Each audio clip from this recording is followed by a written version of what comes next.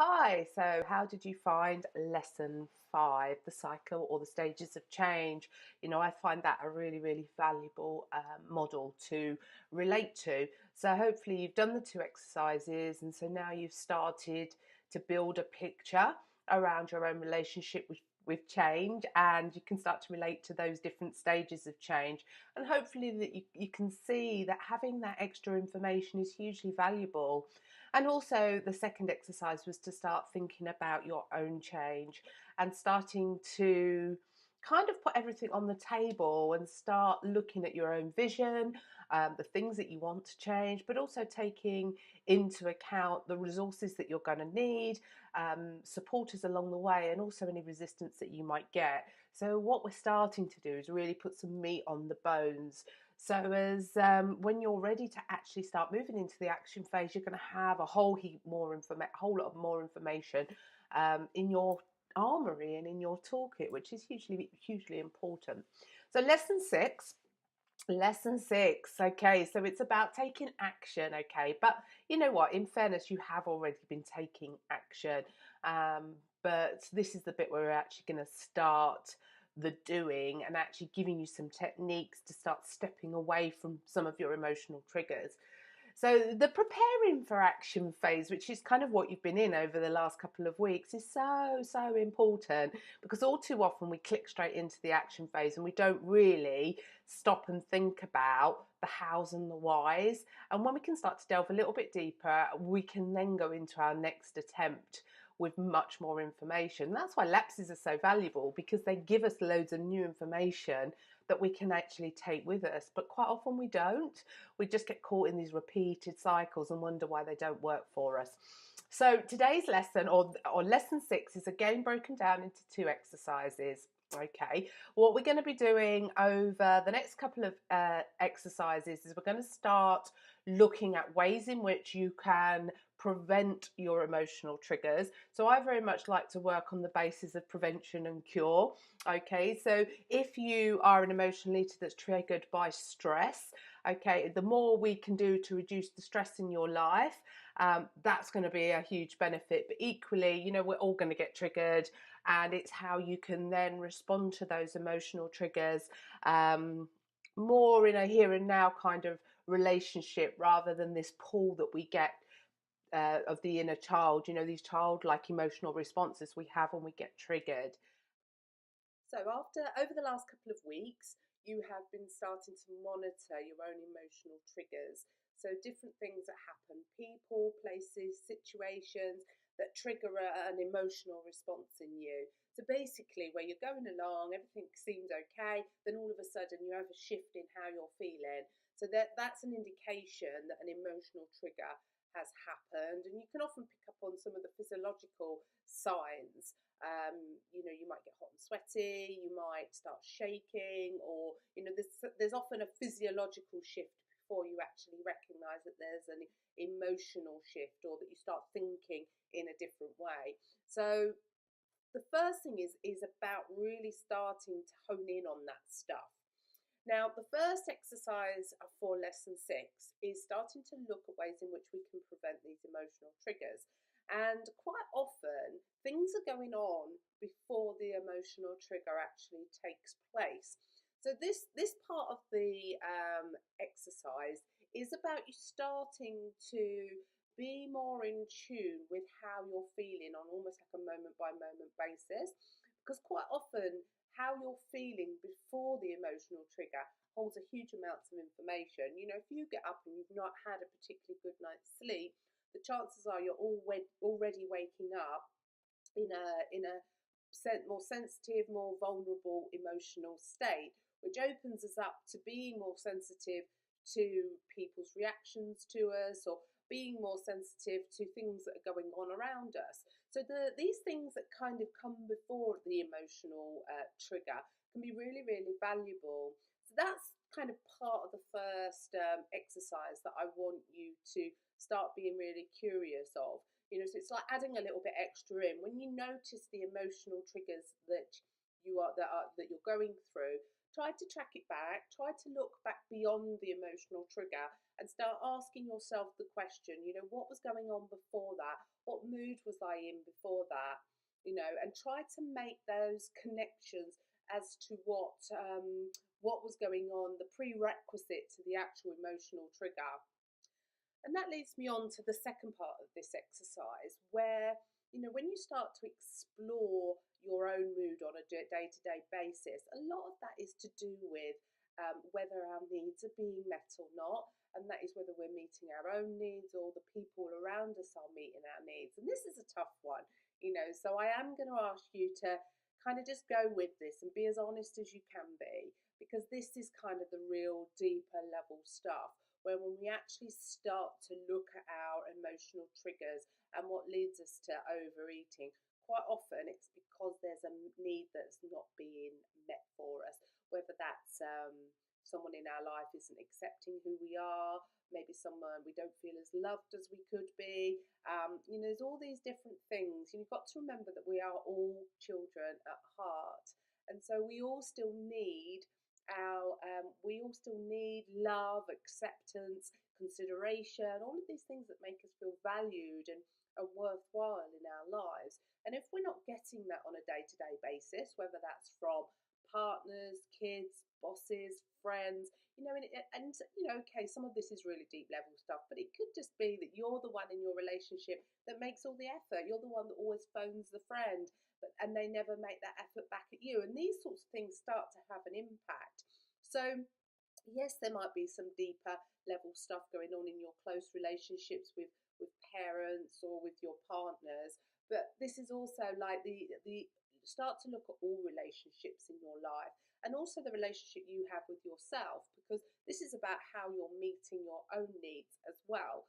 So the second part of the exercise is to start just exploring where your needs are not being met at the moment. And like I say, I do just hold yourself with this one. And if you're finding what's coming up for you is quite upsetting, just take a break from the exercise, go downstairs, go and get a cuppa, ground yourself in the moment, and just be curious about what's coming up for you. Because I know that's the moment when you want to kind of put the lid back on the box and not face some of that stuff.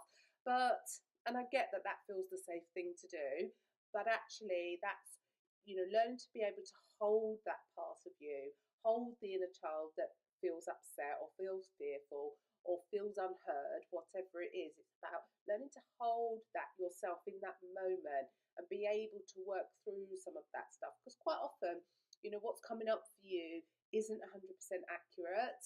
And so being able to hold yourself in that moment and start to work through some of these feelings that you're getting can be hugely, hugely valuable. So this part of the exercise is really about starting to just explore where you're not getting your needs met, whether that's from somebody else or from yourself, and then start to look at ways in which you can start getting some of those needs met. Because once you can start actually meeting the needs that are missing from your life, that you can start to see how the prerequisite to your emotional triggers will start to calm down. So have a read of the extra text in the lesson for this part of the exercise, because it explains a little bit more.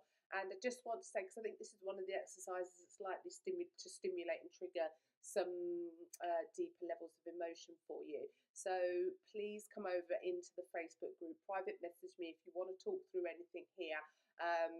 But hold yourself through the process. If it is too much, just stop, bring yourself back into the present, grab a cup of coffee, and just bring yourself back down to the here and now. But do find the courage to go back to the activity. But maybe write about that. Great opportunity to do a bit of journaling around what's coming up for you as you start exploring where your needs are not being met. And I'm on hand if you want to talk anything through. So well done if you got involved in the last lesson. I know how, or the last exercise, I know it can sort of hit in places that you maybe not quite ready to go to. So hopefully you've given that a go. Okay, so well done if you have. So moving on to the next exercise of lesson 6, and this is, we're going to start looking at ways in which you can respond once you've actually been emotionally triggered. So this is if someone, if you're at work and someone says something that really touches your insecurities, and before you know it, you're getting quite upset, and you can't quite understand why, but something has emotionally triggered you, and I can almost guarantee you that what's been said you've made a connection to something that happened back in the past, and in that moment you get momentarily rubber banded back to a much younger age, and so your emotional response in that moment is quite childlike. So this exercise is all about giving you some really simple techniques that are going to help you to move more to a response rather than a reaction, because the inner child reactions are exactly that. They're really automatic, and it's really important to know that these triggers, they happen really automatically. We've replayed these responses so often that they just happen automatically. So what we need to do is we need to practice a technique in order to slow that whole process down. So basically what happens, you're going along, and all of a sudden something happens, or someone pulls out of you in front of you on the car, or you're at work and someone says something, and it's just like an instant reaction that we have, and it's kind of like something hits us. Someone says something and we have an automatic shift in how we're feeling. And so what happens at that point is our reaction to it is as automatic as the thing happening in itself. So that whole process is so fast. And so what we need to do in order to be able to change our responses to things is we need to slow that process down. And for any of you that have got children, you might use the time out step, and the whole concept of that is about giving children, when they're in this heightened state, trying to talk to them and connect with them when they're in this heightened state is really challenging. So the whole concept of the time out is to pop them on the step, to give them a little bit of time to actually just calm themselves down, so as they're then in a place where you can actually connect and relate to them on a level that they're gonna even hear. So that's kind of what we're going to do. We're going to kind of create our own timeout, but in this instance, I call it a pause button. So the title of this lesson is about taking back the remote control on your life, because sometimes it does feel like somebody else is in control of your feelings, your emotions, that they've got it on play and they've got it on fast forward. So it's really important that you know that actually you are fully in control of your emotional responses. I'm not saying it's easy, and it takes time and it takes practice. Like anything, when you're trying new skills, you have to practice them before they become permanent. So that's the bit, isn't it? It's the bit that we invest in the practice, because we're not going to get it right first time, but the more you practice, the easier it's going to become. So this is one of them. This is one of them that you've got to practice. So what we're going to do is you started to become much more aware of your emotional triggers.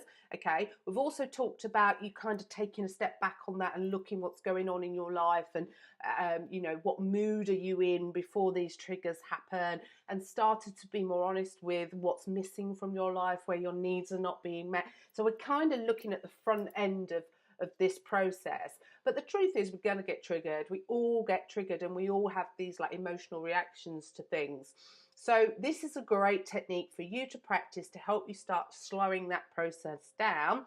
So as we have that moment of space to actually respond in a more here and now appropriate response. Now it's interesting when we start looking at reactions aren't always visible. So in some instances, so if someone pulls out in front of you in your car, you might shout and scream and holler out the window and call them names and things like that. So the reaction is very visible. But for some of us, our reactions are actually held inside. So we don't actually take action externally. And so depending on the way in which you relate to these emotional triggers will determine whether you're someone who needs to maybe contain your reaction as opposed to actually being more visible with your reactions to things. So the technique that I'm going to introduce kind of takes into account those responses. So what we're basically going to do is the first thing is we're going to create this pause button. So I want you to imagine that any moment in your life you can kind of press this pause button in your mind, and it kind of freeze frames where you're at. So if you start thinking about this concept, and if you're at work and someone says something that upsets you, at that moment you're triggered, you're going to react in a certain way. And over time, these kinds of things start to have an impact on our relationships. So you can start to see why it's important to be able to work through this stuff.